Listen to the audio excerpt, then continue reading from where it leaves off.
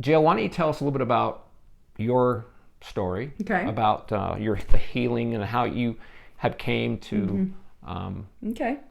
Can we start there? Sure. Self-love. Oh Yes, gosh, self-love. it's been such a journey for me. I could go on and on and on for hours and hours. We got It's to been keep quite this, the journey. We only have I know. I'm going to 15 try minutes. to keep it concise. Okay. So what I want to say about self-love was there was a time in my life, this was back around 2010-ish, so about 10 years ago, when I just felt like I was just not happy inside. And I felt, even though from the outside my life looked like I had it all, I had the successful business and the beautiful children and that were all succeeding. And, I was a beautiful person. And on the outside, everything just, people envied my life. But on the inside, I was just, something wasn't right. And I didn't know what it was. And initially, I thought, I just want to fix my marriage, right? I just wanted to fix my marriage. And I thought, well, I can't fix my marriage. I can't fix him. I can't control him. I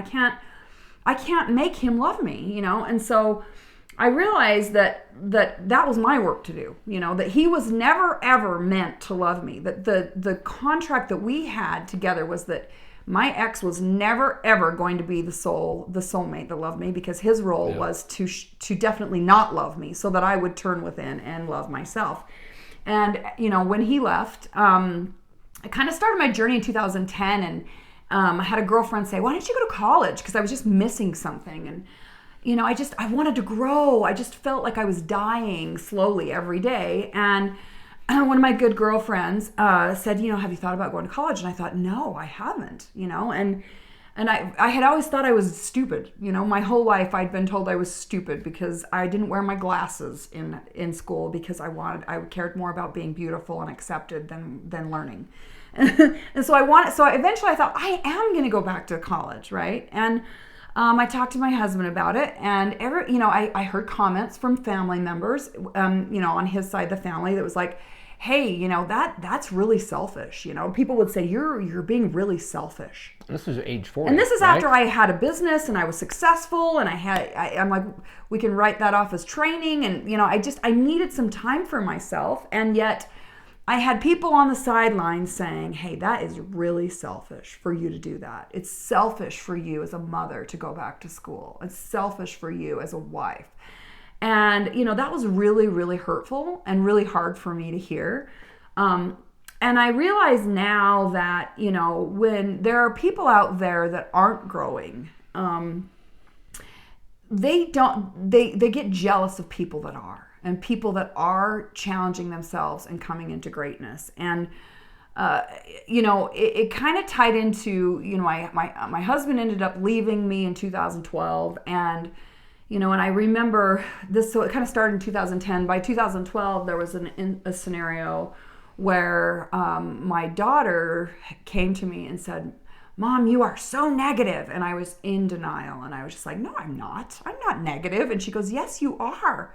She says, every time you look in the mirror, now I'm asking myself, do I look fat? And so I had said that so much to everyone, and focusing on me not being enough, not knowing my worth, that I was passing on, insecurity and low self-esteem to my beautiful daughters that were in their teens. And I thought, oh my gosh, I realized I absolutely want to fix myself. I want to fix myself to fix my marriage. I want to fix myself so I don't pass this crap on to my daughters. There is so much pain inside here.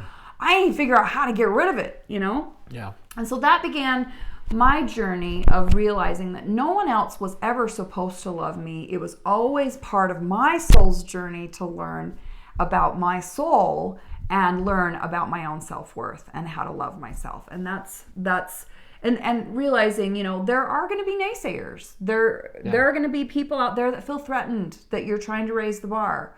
And, they'll see you out there having fun, getting your nails done, or, doing something cool, getting a new bike, exploring, buying an RV and taking off for a year. And whatever that expression that your soul needs, there might be people that are like, how dare you live another way than what we've been taught as humans, which is to be on the hamster wheel of survival for the rest of our lives, right? How dare you try to be a leader and create a new way to live? It's kind of like the crab bucket, right? Yes. The crabs are, if one's trying to get out of the bucket, the other one's going to grab it and bring it back down, right? That's kind of like how these people are, right? And they'll be friends and family members and people that are vibrating at a lower vibration of doubt and I can't and you shouldn't and it's not supposed to be that way. And you know, the challenge for us to live soulfully is to rise above the old way of being, the old way of thinking, and being motivated from lack and limitation and fear, but being motivated more from desire and fulfillment. Yeah.